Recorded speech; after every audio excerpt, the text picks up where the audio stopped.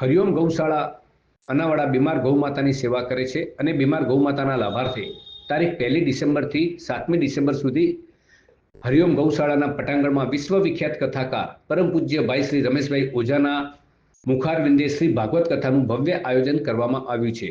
ત્યારે આજ રોજ પાટણની હરિઓમ ગૌશાળા અનાવાડા અને ગૌ હોસ્પિટલના લાભાર્થે યોજાનાર ભાગવત કથાના પ્રચારાર્થે અણહિલવાડ ગૌ ભક્તિ મહોત્સવ અંતર્ગત વિશાળ બાઇક રેલી શેઠ એમએન હાઈસ્કૂલ ખાતેથી કરવામાં આવી હતી। તો આ બાઇક રેલી શહેરના વિવિધ જાહેર માર્ગો પર ફરી ગૌ ભાગવત કથાનું આમંત્રણ આપવા નીકળી હોવાનું હરિઓમ ગૌશાળાના દિનેશભાઈ જોશીએ જણાવ્યું હતું।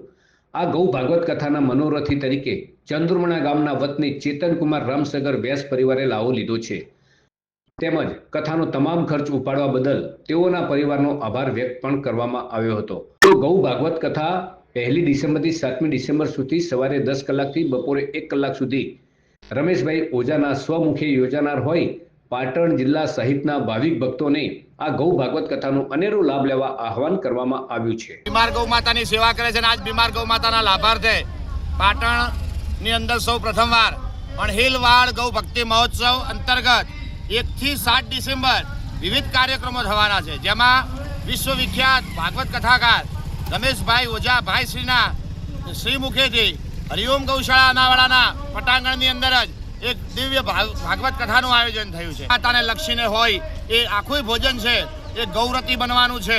કદાચ ગુજરાતની અંદર પ્રથમવાર આ રીતનો દિવ્ય મહોત્સવ ગૌશાળાના લાભાર્થે થવા જઈ રહ્યો છે।